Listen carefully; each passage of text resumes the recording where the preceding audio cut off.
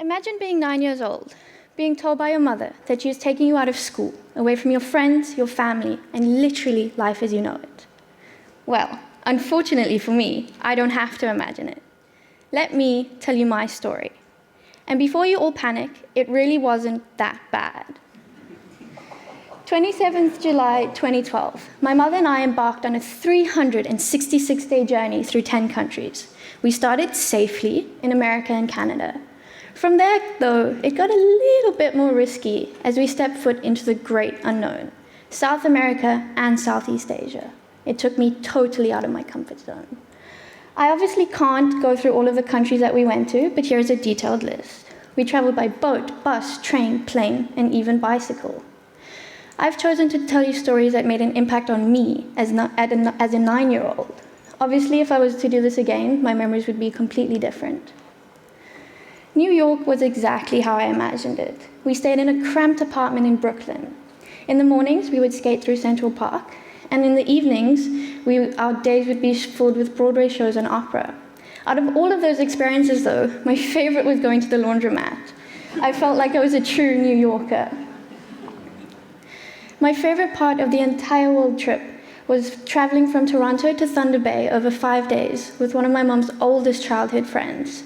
Deline really made the trip adventurous. We chose to sleep outside while my mother slept comfortably in the cabin.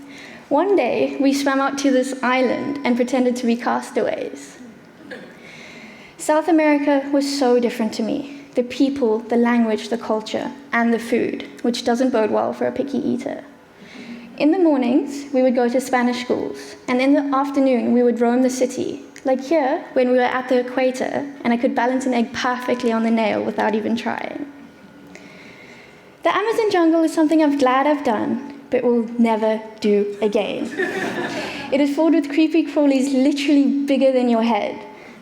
I still managed to get up to my usual mischief, though. Our poor guide was petrified that I would fall victim to one of the poisonous frogs. I was so enamored with them and their bright colors. One day, he took me on a private adventure where we spent the day fishing in a dugout canoe. Believe it or not, but we managed to catch one singular piranha with a makeshift fishing rod.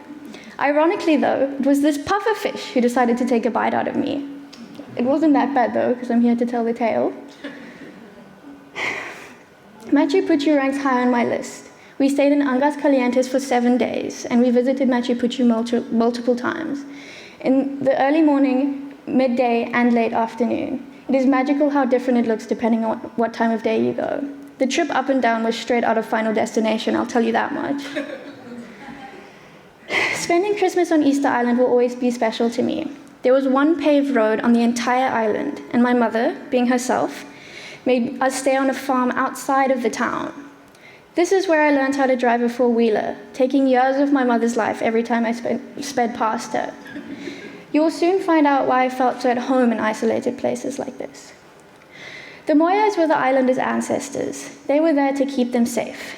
They faced inland because the islanders believed that if harm would come, it would come from inside the island because they thought they were the only people on the planet. This is the traveling Moyai who travels the world to collect funds for restorations on the island.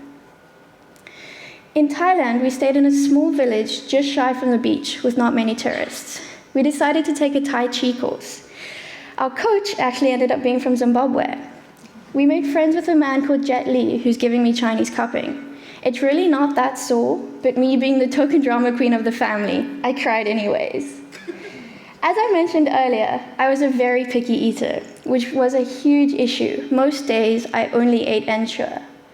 My mother came up with a plan. Take me on as many cooking courses as possible, so I'd be more willing to eat different food.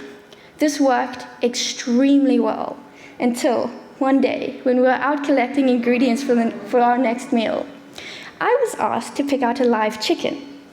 Unfortunately, though, my critical thinking skills hadn't come in just yet, so you can imagine my horror when its head was chopped off right in front of me. At that point, I ran away crying. A year and a day later, and we were back home to another isolated village called New Bethesda, where I grew up.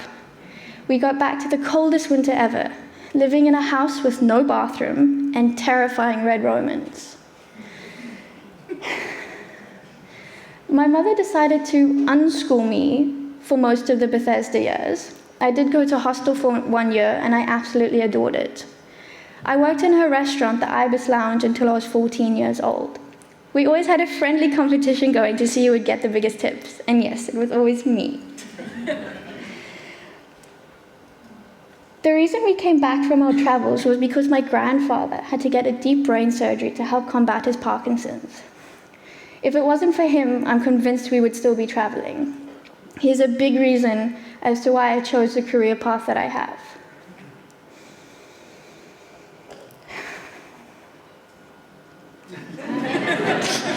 I now work at an end-of-life hospital. Our patients range from a young man, not much older than me, whose life was absolutely devastated by an accident, to residents just shy of 100 years old. The work is extraordinarily tough, but it really is my passion. I've made some amazing friends, and I love all of my patients to bits. So, where to from now? I intend to get my nursing degree, specializing in emergency care.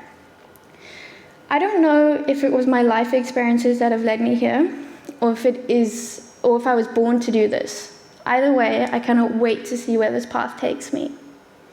I'm gonna cry. What I do know is that I would not be where I am today without my mom. She consciously and consistently took the path less chosen for me, and I cannot be more appreciative of that.